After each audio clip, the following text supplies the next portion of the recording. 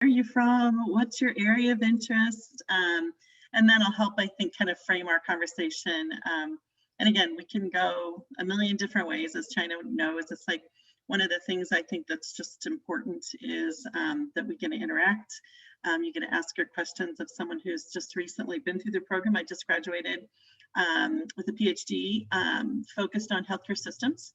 So in May of this year, so just finished my dissertation work. So anyway, I am fresh off of the glow. I'm just getting done, and exactly right, Jenna.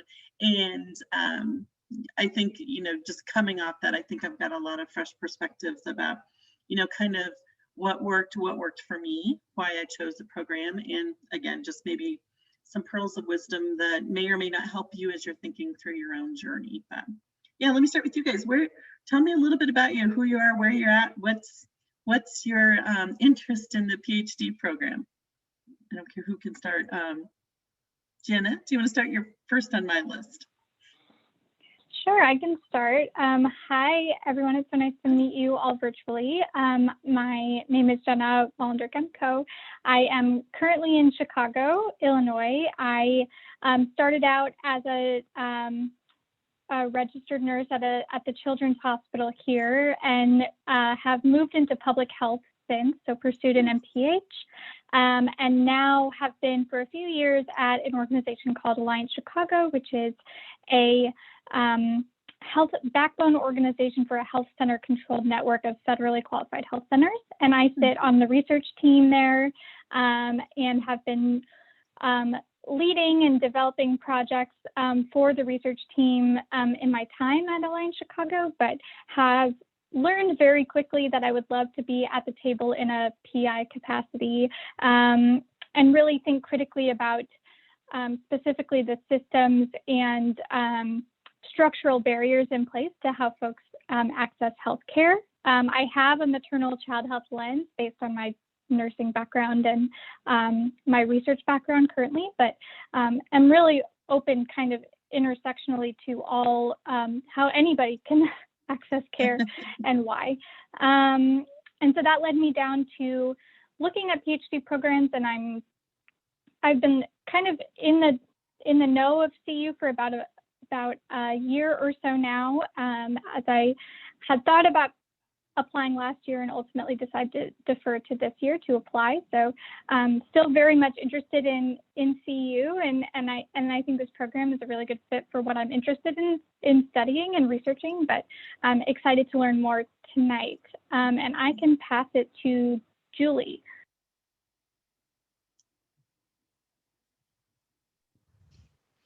Hi, that was great, Jenna. I loved it.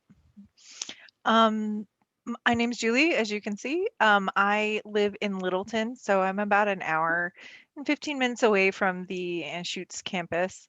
I'm an operating room nurse by training and have worked in many varied operating rooms for a lot of years now.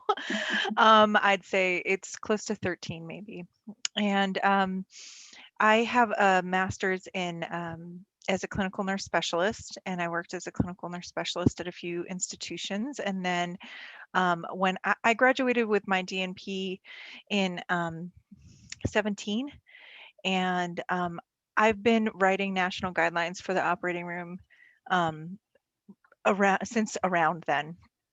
And that's been really rewarding and really great. I think the one takeaway from all that work is I get to spend a year reading a body of research and articles and evidence on various practices for the operating room on a specific topic.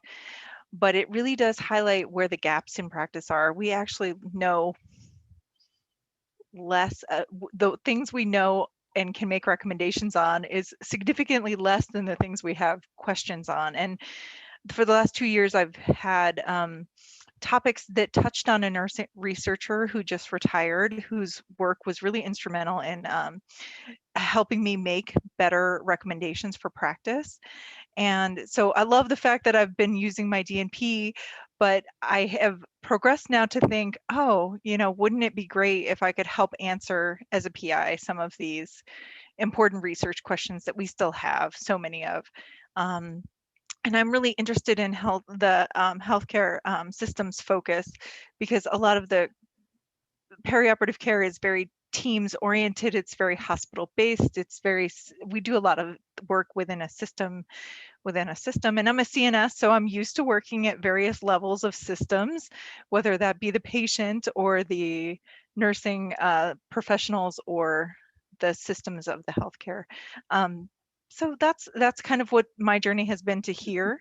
And I looked at a lot of different programs, but I really liked what I saw at CU. And I talked to China earlier this year, and she convinced me that maybe I should take statistics. So I'm currently taking this prerequisite statistics course. I'm almost done. Right on. And I have to say that course has been a wonderful blend of challenge and support at the same time. So I'm really excited to see what the nursing program has to offer. Awesome. Thanks, Julie. And should I pass it over to Liz or Stephanie? How about Stephanie? All right, I'll take them all. Can you hear me okay? My name's Stephanie Cox, and I am also a CNS, a former CU graduate in 2014. And I've worked as a CNS, and currently my job title is RN educator at Castle Rock Adventist Hospital, which is a small community-based hospital, part of Centura Health. I've known that I wanted to go for my PhD for many, many years through coaching through a mentor at CU. And unfortunately, I don't know exactly what I want to do. So I've been attending all of the PhD program information sessions, just hoping that would help guide me a little bit. But I truly have an interest in, perhaps grit as it relates to resiliency, particularly in newly licensed nurses and part of their transition to practice. COVID has really shown me that we just have such a need in supporting new nurses, perhaps in a new way than we have historically in nursing. So my goal is to teach. That's really what I would like to do eventually. So I live in Aurora, so I live pretty close to campus, and really wouldn't even consider another program. I just love the faculty at CU, and I've always felt like the programs there are just exceptional. And looking forward to it. Great. Thanks, Stephanie. Liz, we're just kind of going around and asking you to introduce yourself, where you're from, which, why the healthcare systems focal area might be an area that you're interested in, and what you're doing now. Thank you for that little dinner. Ran a little late with my two young ones. So I was like, I was trying to get everything cleaned up. But hi, I'm Liz Hennessy. Right now I am, Julie, I feel you with that stats class. I am right there with you. So girl, we're almost done. That was horrible to take during the summer when you already have senioritis and then, oh, it's pretty outside. I want to go outside. But anyway, so right now I am the manager of research services for trauma, critical care, COVID-19, and neuroscience research for Southern Colorado. So I manage 4 hospitals, mainly the data studies that we have since Memorial Hospital Central in Colorado Springs, which is about an hour south of Denver, is a level 1 trauma center, the only level 1 trauma in Southern Colorado. But then I oversee all the industry studies as well in those 4 sectors. So very, very busy. And I am interested, I'll finish up with my MSN at CU here in just a couple weeks. So already looking to see really with a PhD and my focus of research, it'll just open all of the doors and I won't have any glass ceilings. I eventually want to teach, just like what Stephanie said. Later on, once I conquer all the mountains I want to conquer. So this PhD with healthcare systems research is just right up my alley. I am a member of our evidence-based practice and research council. So we do a lot of nursing research and work very closely with our nurse research scientists, as well as IRB affiliates. and the like down here in Southern Colorado. So this program just seems right up my alley. And I figured if I'm already getting my MSN, might as well just go all the way and just suck it up and do it now. So thank you. Awesome.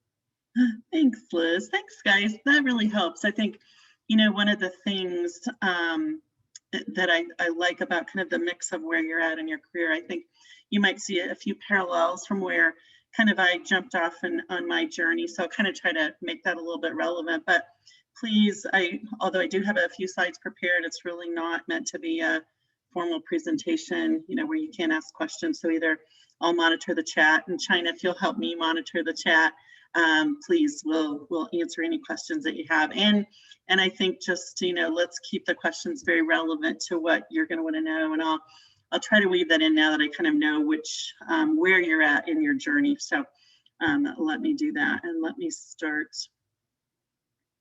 China, I'm gonna start my sharing my screen, and let me just do this. All right. So, in just a second.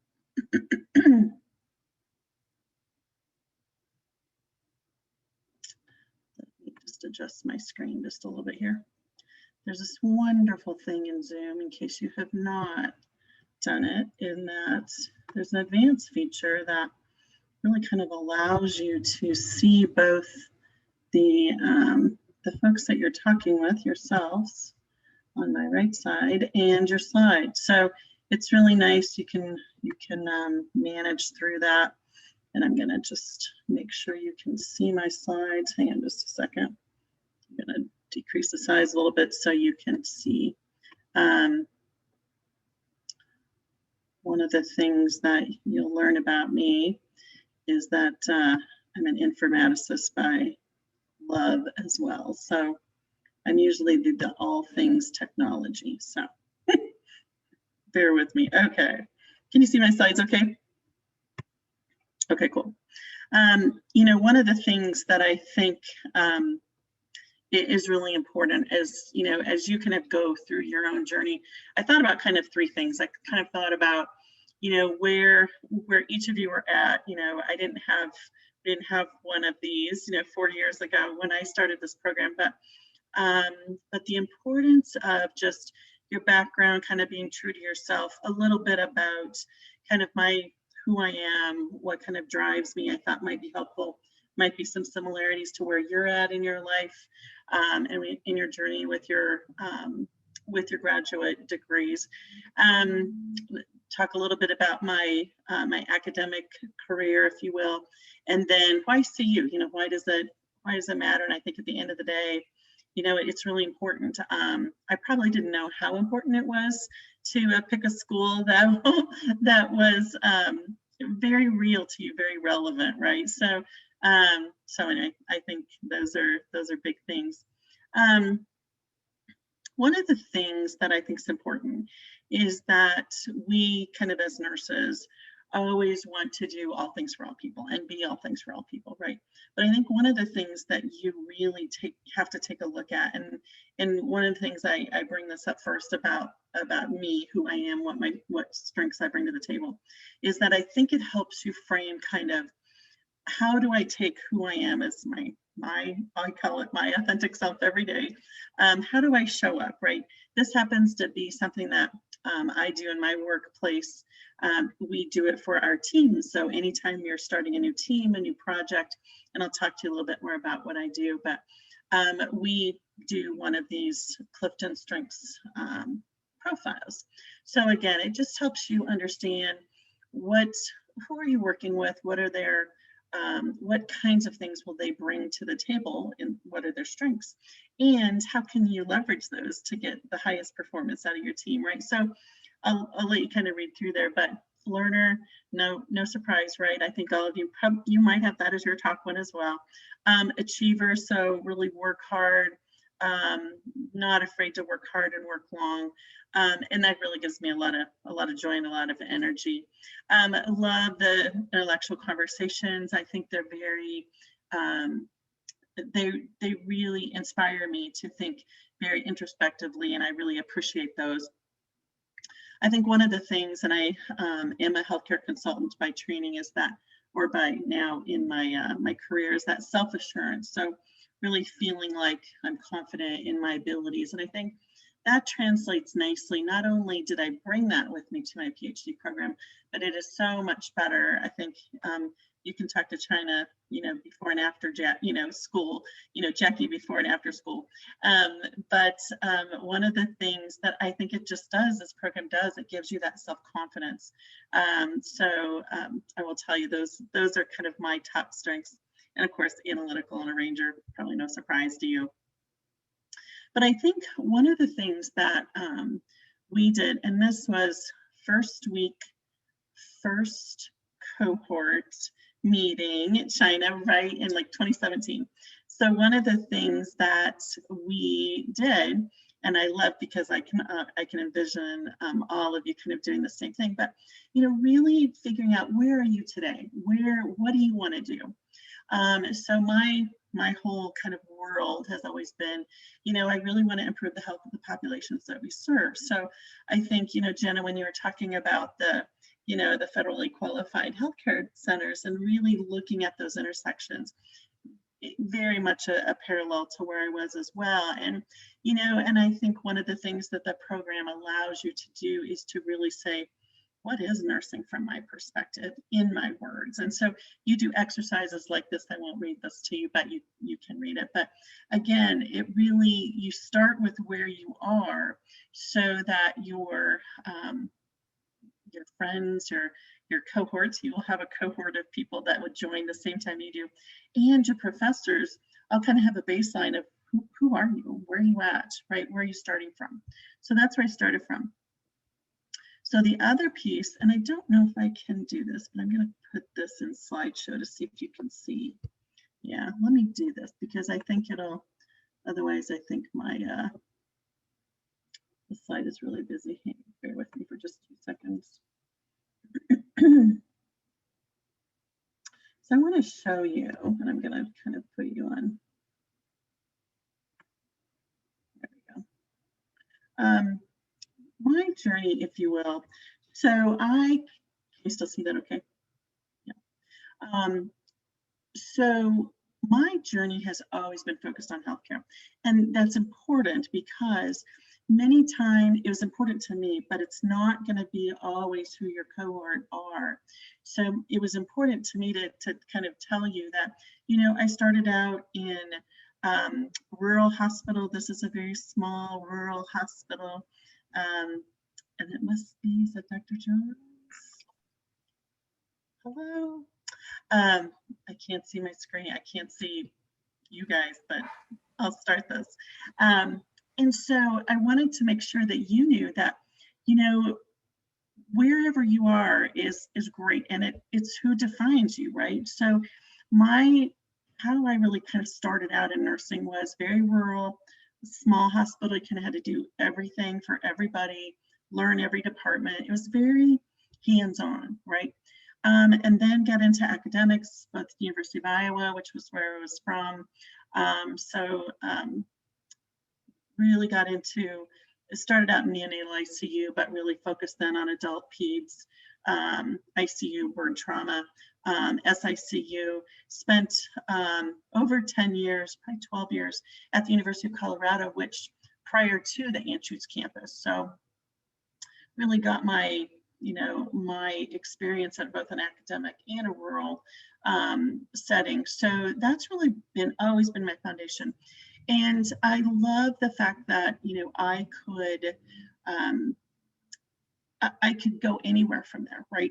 So I'll talk a little bit about my academic journey, but what my journey took me from here, from University Hospital, then I went into being a consultant. So truly, really taking what I've learned and build upon it. So I started out, I went from the University Hospital, where I was director of the burn trauma ICU, had a staff of over 250 folks, and loved life, right? I loved that, but I felt like I had more to give. I could give more to the communities if I could kind of expand my view. So from a series of acquisitions, and I won't bore you kind of with that detail, I really added to my toolkit of this whole area of performance improvement and healthcare operations optimization. So again, really focus on that quality side, looking at ways in which we could improve these complex systems that we work in. I'll talk a little bit more about that.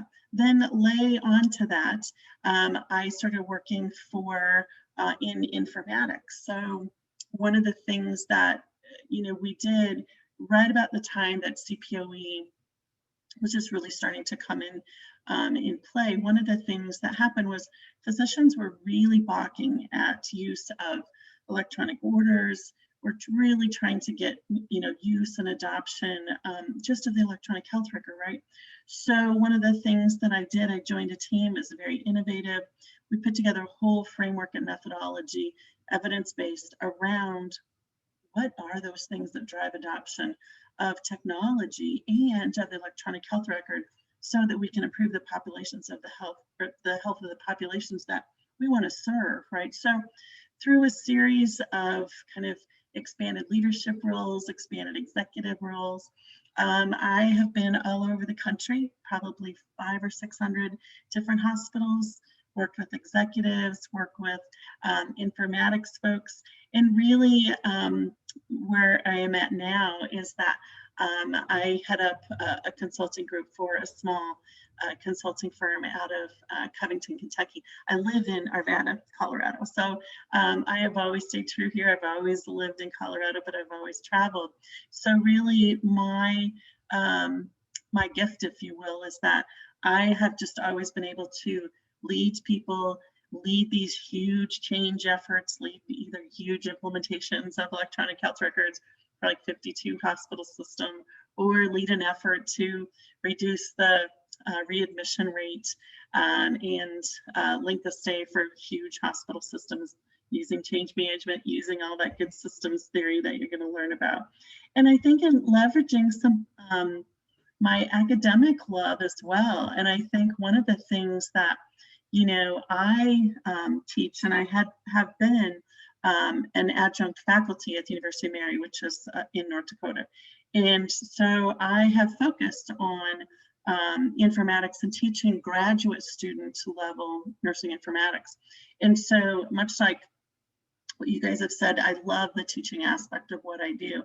And it really propelled me to say, keep with it, because I wanted to have my PhD for a couple reasons. One, I love the research component. I love the research side. I love developing new knowledge so that it can be implemented in the field. And so to do that, I had to kind of leverage some influencers and mentors along the way that were not nursing, that just like I had to have help right along the way. And so some pretty famous folks along the way have helped, and my mentor and this guy, Dean McMahon on the right, who I still talk to. I've known Dean for probably 25 years, and I still talk to him all the time. And it's important, and I tell you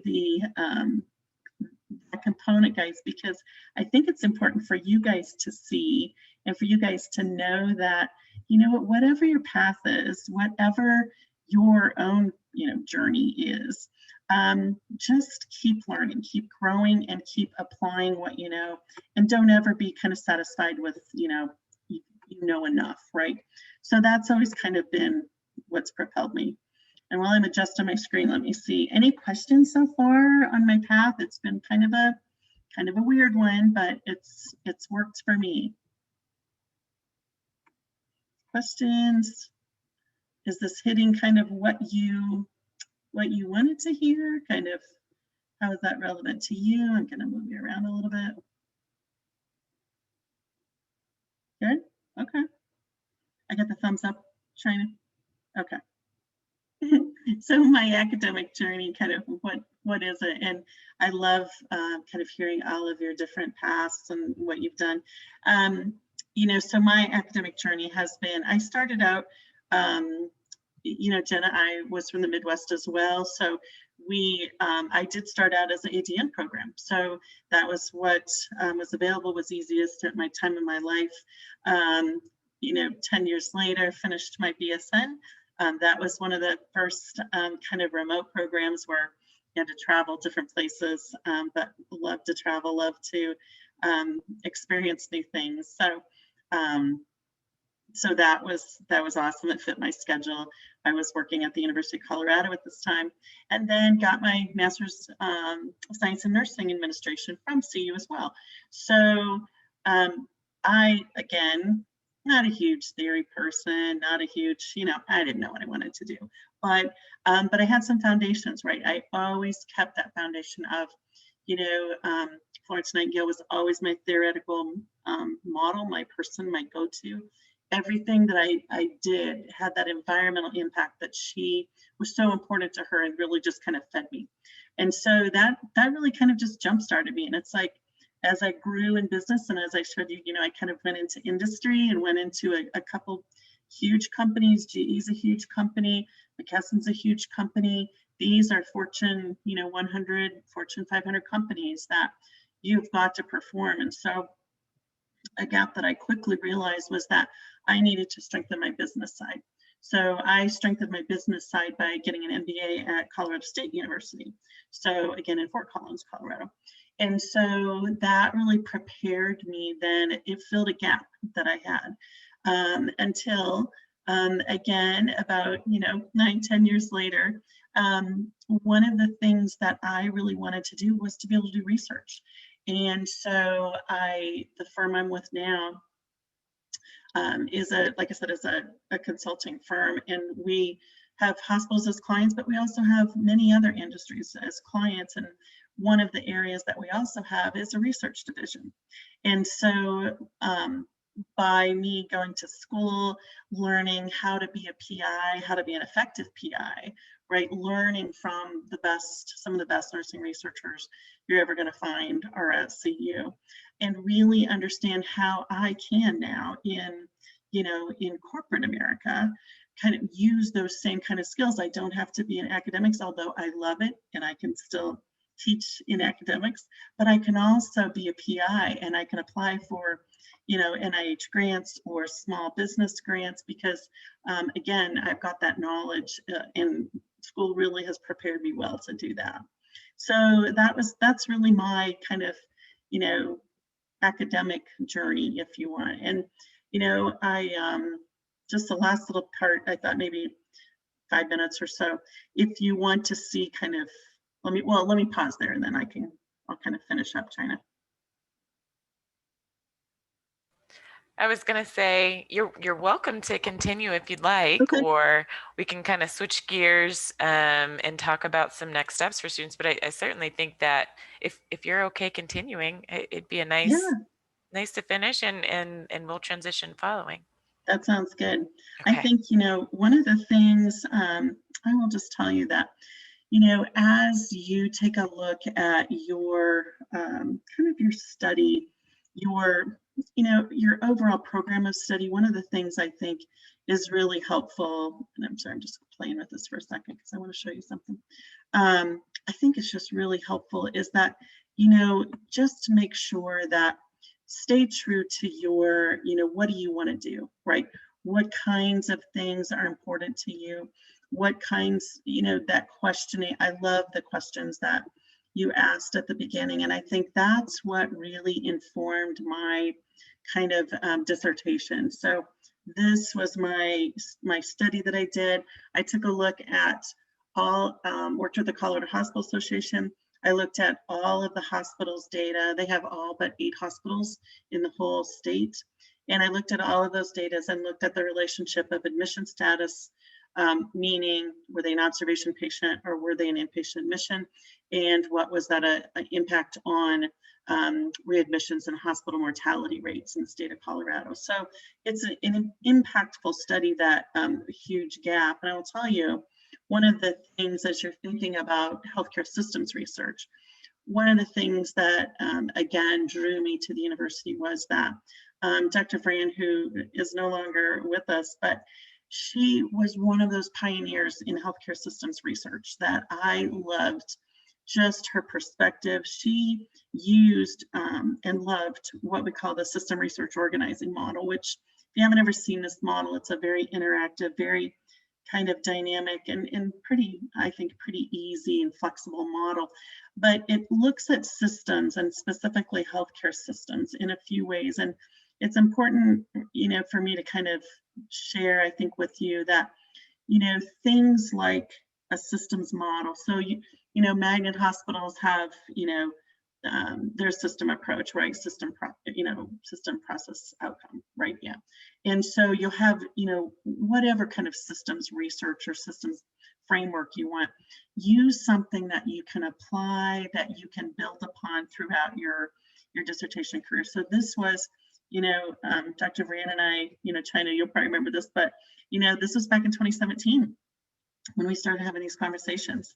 And so her influence was huge. It helped me use this model, and I was able to have it help me and inform me as to what's going to be my independent and dependent variables in my study. So as you're thinking about your models, you're thinking about your framework, let it help you, right? And let it help inform your kind of worldview of not only of your data, but your study design.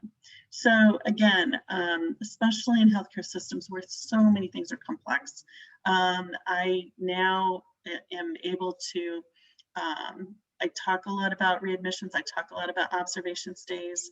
It's been kind of my life's work now, for 3 years in school, and it just kind of rolls over into your work life. And now, helping hospitals figure out how do you make sure that you can keep patients safe and keep them out of the hospital, and still use observations effectively. So I say that, and I wanted to kind of show you some of the things that, because of my preparation at the university, one of the things that it allows me to do and it prompts me to do is think about the future. What are future studies? So even though I'm not at the university now, look at all these studies that I could do, right? And so it really kind of propels you to think in the future about what it is you want to do. And I mean, again, I won't go into my full study or my findings, but I will tell you that it was very impactful. I do have a couple of articles coming out, one in Nursing Economics about the systematic literature review I did in order to get to this study. So you will get a lot of great visibility from your work at the university. And I think, China, I'll just finish up with, why did I choose CU? What's, other than China, which of course we all know that is the true reason people come to this school. So China is one of the— I was going to say, that's so sweet. That's so sweet. It's so true. I mean, China is the one who every professor will say, I think this is what you do, but you better go ask China. And I think if I had a dollar for every time I heard that, I probably could have paid for my tuition. So, it's truly, China is a wealth of information for you. And truly that's the why, right? The people, the professors, the students, the Chinas, my friends, my cohort. It is a world-renowned school. I mean, there's not one person that, asked me, it's like, oh, where'd you get your PhD from? I'm like, oh, CU in Colorado. And they're like, wow, that's cool. Did you know Gene Watson? I'm like, yes, I did. And I knew, do you know all these people? And, when you sign up for the Western Institute of Nursing research, our professors are there. We're at the table and we're there as students. So you're just there, you're front and center. And I think importantly, I have always worked full time while I've gone to school. So it met my needs as an adult learner. All of my colleagues were also working full time. So we had a cohort of, China, what did we have in our 2017 cohort? I think we had about 10, maybe 12. I was going to say, I think you guys are at maybe 12. Mm-hmm. I think maybe 12, yeah. And I think, so we started in 17, and so, graduated in 21. I think 5 or 6 of us have graduated, I think, and, in the next, year or so, everyone else will. There's some great remote and in-person opportunities. So, the spring and fall symposiums. I know they had to be, I know they couldn't be in person for the last year, but those are just such great ways to kick off your semester. Really get some visibility to your professors who are experts in research. And I'm telling you, they just set you up so nicely for a PI role. You've got all this access to resources. And I think at the end of the day, when this becomes, my acknowledgement from my PhD dissertation, and if you look at who you all thank, you thank your committee, that's from the university, you thank your advisor, you thank your biostatistician folks, you thank my professors, you thank our friends, and you thank our cohort. So you think about what drives or what pulls you to an organization. It's truly the people. And you'll get a great education. You'll get, everything that you need. And if you don't, truly, there are people there to help you. So I think that's just the cool part. I mean, it's maybe not, as theoretical as maybe you wanted to have, but from a healthcare systems perspective, I couldn't have found a school that was any better for me. Well, thank you. Thank you so much. It's Sure. I think a perfect segue to talking about, indeed, if you are ready to take some next steps, how to do so. I really appreciate hearing your experience, hearing, where you were prior to beginning the program. So what type of nursing experience you'd had, on top of, what more you wanted to do. So why you chose to continue your education, where there were gaps, and how you went about filling those things for yourself. And then the perseverance it certainly takes to make it through a PhD program. So I hope, again, Julie, you echo my sentiment. It's a wonderful journey, I think, and sharing it totally gives the perspective I think, others need to hear about. Is this something that I can balance? Is this something that, how does it fit my schedule? How can I, can I actually bite this off, given, what my past experience is like? And so I certainly think folks come in at different levels, some with, a general sense of the area or topic that they'd like to research, whereas, others have a very defined, kind of question that they're looking to address and to get answered. And so I think our program teaches you how to be nimble, teaches you how to adjust. It teaches you certainly how to form connections, use different methodologies to explore, how to answer your questions. And we do so in, I think, an environment that we're able to bring together those creative minds and that world-renowned education, those folks who have the experience, and who are writing white papers, who are contributing to the literature that's out there, and that is what we are hopefully preparing you to do, as you see in as Dr. Lusinger's experience. I certainly think our aim here is to ensure that our students feel well supported, and part of that is to have a support team, have that cohort of your peers, have your advisor, have your committee. So again, I wish Dr. Jones was on the call today or on our session today to just reinforce that and talk a little bit more about some of our healthcare systems faculty. But we certainly can follow back up with each of you all individually if needed to talk about, what faculty might be a great pairing for you. We do, and you'll hear me talk about this here in a little bit, as a part of your admissions essay or your personal statement that you put together, we not only want to hear about your focal area, right, this interest and how it will fit into one of the areas, that we're able to support in our program, but furthermore, who have you chatted with, right, in terms of an alignment? Do you know anything about our program and who's teaching it? But furthermore, folks who are doing research, and able to then, like I said, have an alignment with you and support you in that mentorship capacity. So we want to help you form those connections during this admissions exploration time. They want to hear from you. They want to talk to you. And so again, we'll make time to have a Zoom conversation and or, exchange some emails. And if it's not them, and that is perfectly okay, they are also open to, helping you to determine who else it might be. So with that said, I'm going to go ahead and share my screen. I'm trying to be sensitive to time here as well. And so anyone that needs to jump off, please do. But certainly feel free to reach back out to us. I'm going to share, and again, hopefully I can get to a point. Let's see where I've got a nice clean slideshow. If you can see that, just shake your head for me. Perfect. So if you're ready to get started, again, we'll talk about some real key information for how to formally apply and things to be aware of. So this is kind of the take some action portion of the conversation.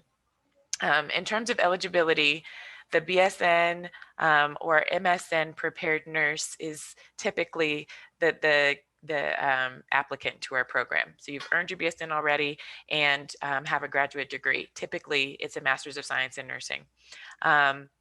You're also interested in research and an area, as I mentioned, that falls within one of our 3 foci. So tonight we are specifically addressing our healthcare systems focal area that really does do an broad overview. It falls within a broad overview of a healthcare system. So your question or your topic or something that you are interested in researching, is going to fall within that system perspective. You're not addressing an individual patient's needs. You are not necessarily looking at how that system could be supported with a client relationship or a heart-centered, relationship. So you're not addressing it from a caring science perspective either. That question, you're specifically looking at it from the systems perspective. And then finally, you meet admissions requirements. So we're going to go right into that portion to check some of those things off. I did list here a few of the different pathways to get into our PhD, but again, I think the majority of folks are entering again with a graduate degree in nursing. So we'll move forward into talking about that requirement. Hopefully, again, you guys can see, and I'm not blocking the screen here, but I'll maybe move mine out of the way here.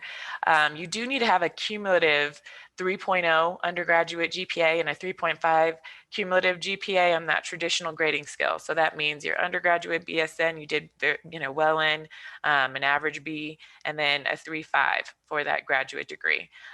We will need copies of transcripts, so we'll talk a little bit about that as well. You need to complete an online application and pay an application and supplemental fees. We do all of our heavy lifting through our tertiary third-party site called NursingCast. So that is where you will go to complete your online application. You will pay your fees there. Your transcripts will go there. It is the portal that you will be checking into to make sure that your application materials, are processed within the time frame of the cycle. And again, the cycle's deadline is December 31st. We will open it August 15th. Certainly, we want to make sure that you've gotten your prerequisites in place. Some of those prereqs for some were completed in their graduate education. If not, we have ways that you can complete that, or we can certainly talk about, if there are other institutions in which you can fulfill those courses. As long as the courses are complete before you start the program with us, so ideally fall of 22, you're okay. You do not have to have those prerequisite courses, which again are a graduate level nursing theory class and a graduate level intermediate statistics course. If you do not have those things in place, they do not have to be in place with your application. You can say that those are in progress, and we can certainly talk about when to take those, whether that be the spring or the summer. We will want you to upload a copy of a scholarly paper. A lot of people ask, what is that? What are you looking for? Can it be previous work that I have? And certainly it can be work from a graduate degree, like I said, in nursing. Something that, again, is going to be easy enough for us to follow in a nursing program. But if you have authored a paper, been a co-author on something that has been published, an article, certainly welcome to submit that as a sample of your writing as well. That's what we're looking for there. How well do you write? We're looking for a sense of your writing with that upload. We'll also want you to complete a personal statement, as I mentioned, paying attention closely to kind of those 3 areas. What focal area and what's my research interest? What faculty might align with this? And then finally, what are some of my goals, whether that's teaching, whether that again is strengthening the research, particularly for the industry that you're in, the particular specialty that you might want to continue working within, whatever those goals are.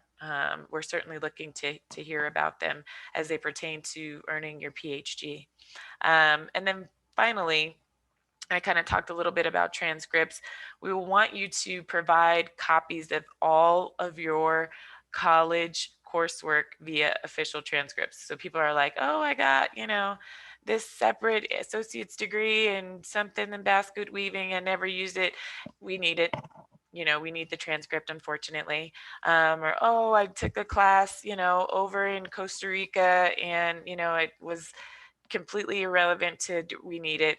So the short of it is you will have to list all of your academic history. If any of that academic history has, an institution that is, separate from anywhere else you earned a degree, you still need to have the transcript sent directly to us. It's not that it's on the transcript itself in terms of, oh, it transferred over. That's not enough, unfortunately. It needs to come from its independent institution. So I say get started early on that, especially since, again, post-COVID world, we're opening things back up, but things are still, somewhat delayed. Not everybody is back on regular schedules. We might still have some hybrid work schedules. So again, I just encourage you to think about, listing those things. Get your transcripts requested as soon as you can, and they will go directly to Nursing Cast, not to the university. You'll have to upload a copy of your resume. And then finally, we do call for 3 letters of recommendation. 2 of the letters, and really we've been pretty lenient, I will say. We've accepted 1 letter from a PhD prepared reference, but it's ideal to have 2. Sometimes it's difficult for folks who, don't know very many PhD prepared nurses to ask, to get a reference or a letter from them in that capacity. But we certainly would like to. One is acceptable, I will say, for moving forward. Prerequisites can be completed with us via non-degree enrollment. I won't go into full detail here, but as I mentioned, we have 2 prerequisites for entry into the program. Some of these, both of them, one of them may have been completed in your graduate degree, and we certainly will, if you need some help determining if it will suffice, if it will satisfy the prerequisite, certainly send me the copy of the description. But we do vet that prior to coming in. If you need to take the courses, you can certainly take them with us, and we have a way to do so. These 2 courses are offered 100% online with us. Okay. And then I like to just kind of hone in on a timeline. Folks are asking, what should I be doing now? How much of this can I get started on? Or, what kind of time frame should I set up for myself? And here's where we are right now. Between January and October, late spring, honestly, through late fall, folks are exploring the program, right? You're having conversations with me, you're having conversations with faculty, with the program, you're listening in on these information sessions that we're having, you're reading the information on the website, you are exploring the program formally at this point. And the application cycle opens for our next cohort. Again, this is fall of 22. Admissions consideration, it'll open August 15th. We'll move on to the November through December timeframe. That truly should be the time that you are working to submit your application. Your application should be submitted truly by this late November, December timeframe. And pieces can trickle in between, the application opening in August and closing in December. You don't have to, kind of compile everything and then submit everything. You can have your transcripts ordered and then have those, make it there. You can upload your resume, you can upload your personal statement, take some time off, go back in, update your, references. You can certainly work through the application in chunks. That's okay. But I'd like to say again, kind of by that Thanksgiving timeframe, you should be ready to submit or very close to submitting that application, and knowing that several pieces of that application have already made it there, i.e. your transcripts are there, as well as your letters of recommendation have also made it there.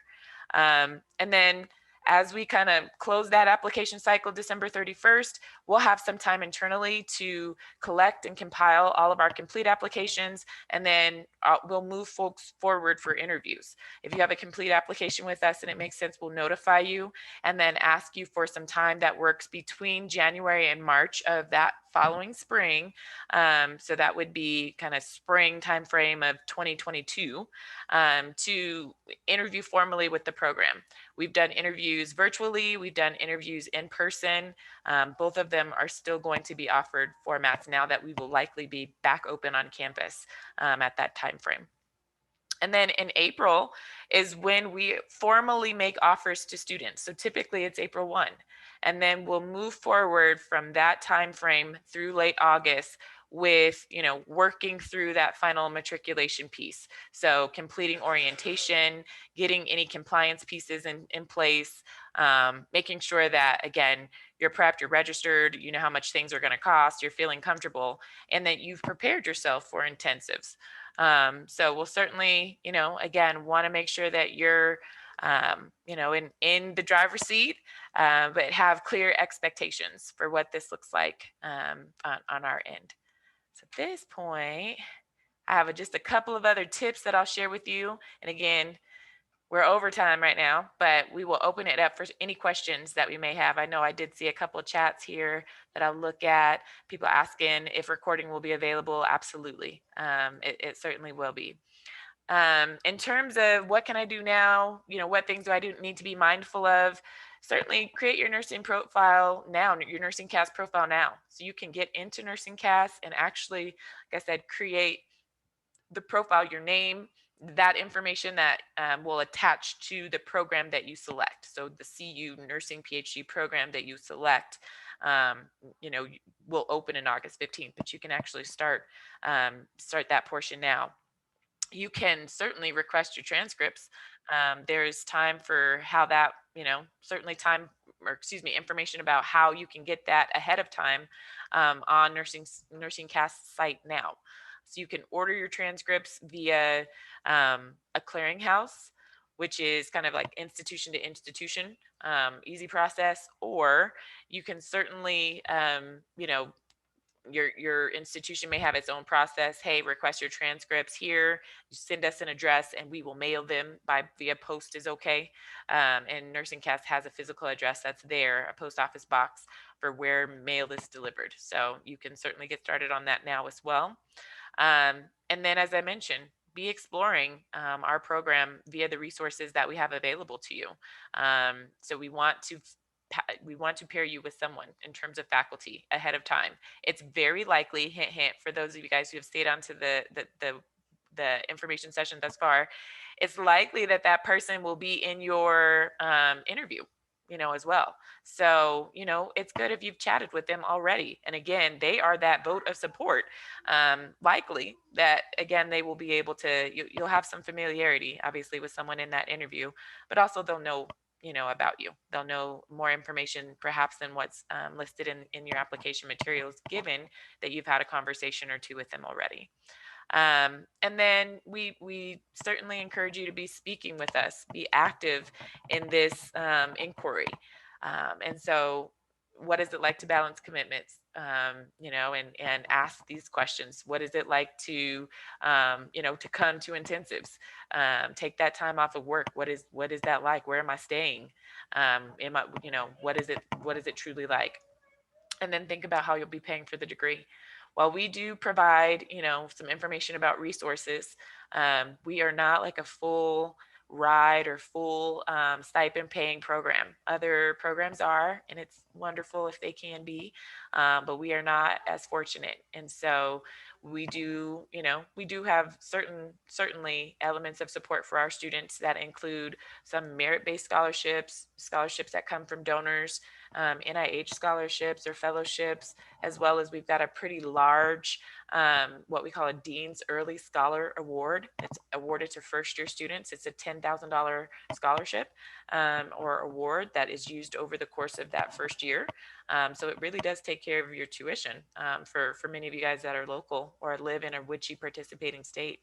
So again, we can certainly talk about what cost looks like and what resources we can make available. But that's it. So I will stop sharing my screen and appreciate those of you all who stayed on. If there are other questions, I'm happy to field them for you. You can come off of mute and we can talk casually. If not, well, we can end things too. Yeah. I see you come off mute, Julie. Is there something that I can maybe address for you tonight? Only because you mentioned I had a few, I guess, questions. And I certainly don't want to take up any time if Liz needs to get going. But do you have like statistics on how many are accepted and how many typically apply, how many are accepted, that kind of data? Really good question. So what I will say is that things do fluctuate, and we've had some fluctuation in the last 2 years in the program in terms of we've offered more spots and then ended up having folks have to make last minute declinations to the program. But on average, I would say that we field about 30 to 40 applicants to our program.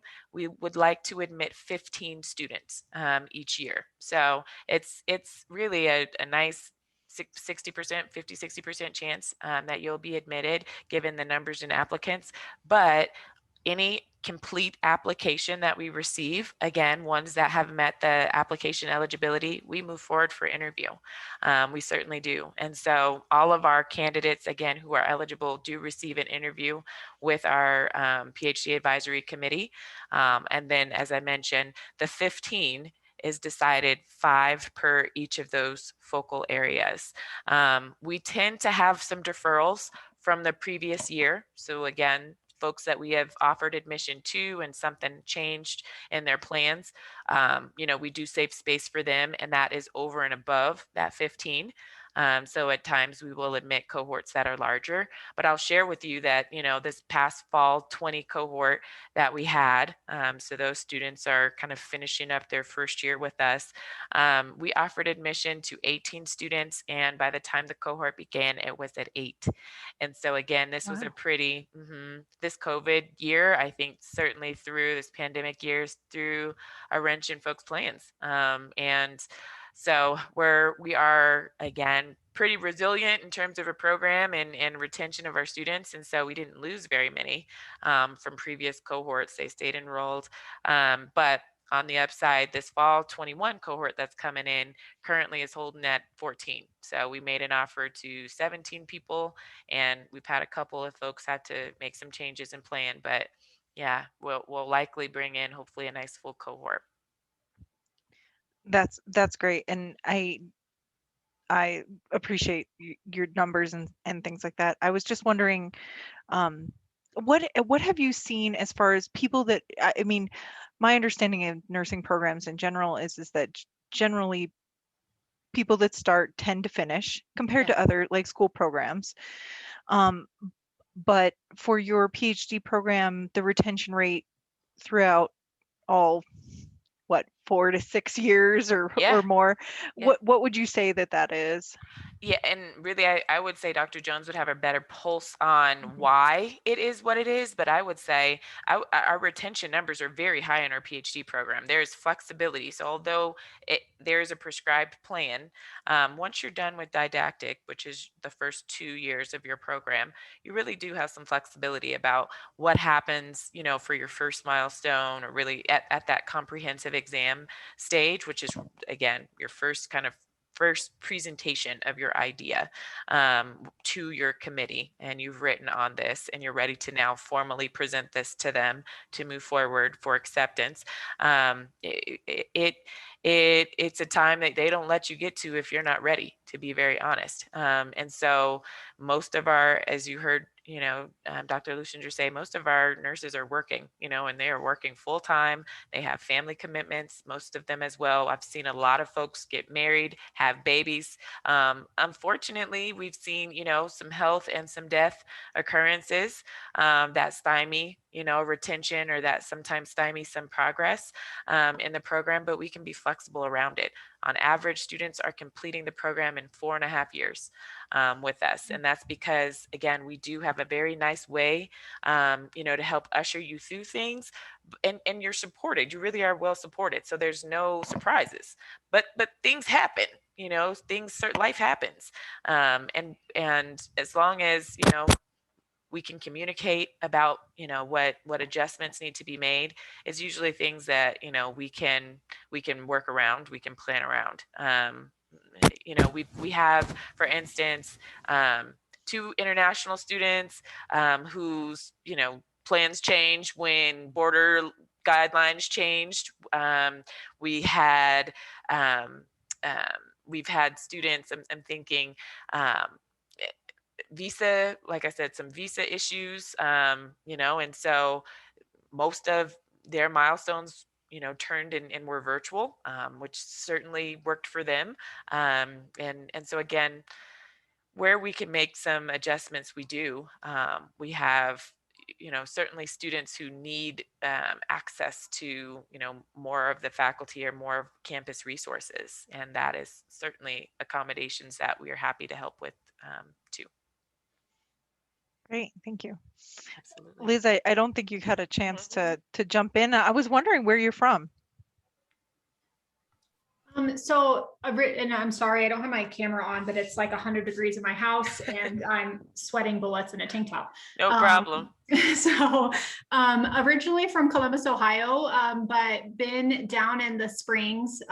We were here for about 8 years when my husband was stationed down here with the infantry and the Army at Fort Carson. Missed Ohio, so went back and then realized Ohio was awful and we came back. So we've been back now about 3 years. So I am actually getting my MSN from CU, the College of Nursing. So and I know that just getting an MSN is nowhere near getting a PhD, from a university, but China, I 1000% echo, like there was so much support. We had this entire COVID cohort and so much support with just the work schedules changing and people's lives changing and everything, it was all virtual and all online, an entirely online program, but just the extra support that the faculty went to provide that to the students, because, we all worked and a lot of us were still bedside nurses or got called back to the bedside because of COVID, and just the support that everybody, that's why I'm continuing here, to be honest. Not only do I work for UC Health, which is a part of CU, but also just the tremendous support that we received in the MSN program is why CU's it. So I just wanted to echo, yes, you were so right, China. That was so true. So. Well, great, and I'm glad to hear, that's a shared sentiment. I obviously I'm biased, some parts of me is biased, but it's wonderful to hear, again, like I said, from students, particularly who echo that support. So was there anything, Liz, that I could add in terms of questions or anything that, you wanted to get addressed this evening?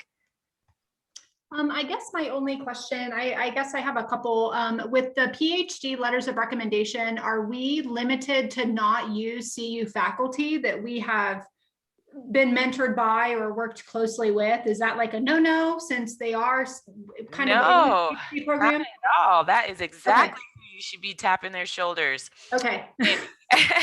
And to be honest with you, a lot of the PhD faculty that are probably that teach in the PhD program.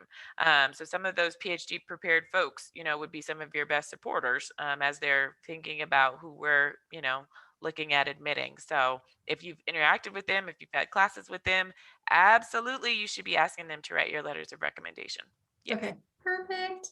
And then I don't know, China, if you could ask this, or if I need to, or answer this, or if I need to ask it to another individual, but with the kind of tuition process, do you know with the VA Chapter 35 spouse benefits for my husband's a 100% disabled vet, is the PhD considered payable with that, or does it cap out at a master's? I didn't think about that until right now. I don't know the answer to that question, but I certainly could get you over to our Veteran Student Support office who could address that with you. Perfect. I've got many of their emails Okay. just from the MSN program, so I'll reach out. I just didn't think Okay. about it until you had mentioned that last tip, and I was like, oh, I probably should check that box before I dive in. So I think that was it. Wonderful. Just thank you. This was so much. This was so helpful and just so informative and educative. So thank you for putting this together and doing all this. You're very welcome. Like I said, I do feel like we were missing a nice key component of our session. So we'll figure out what's going on with Dr. Jones. I hope all is well, and see about. I think we may try to offer one more session right before the cycle opens, just for some last minute tips. It'll be more of an open session than featuring a speaker, but right as the cycle is getting ready to open, or right after it's opened, to address some of those questions that you might have for the application particularly. I think we're going to try and do some of those here shortly too. So keep a lookout, and please, like I said, if you guys have any questions, encounter anything as you're moving through our process, please do not hesitate to reach out. I'm happy to help. You've been great, China. Thank you so much. You're welcome. You guys have a good rest of your evening. Thank you You for as well. attending tonight. Thank you. Goodbye. Bye-bye.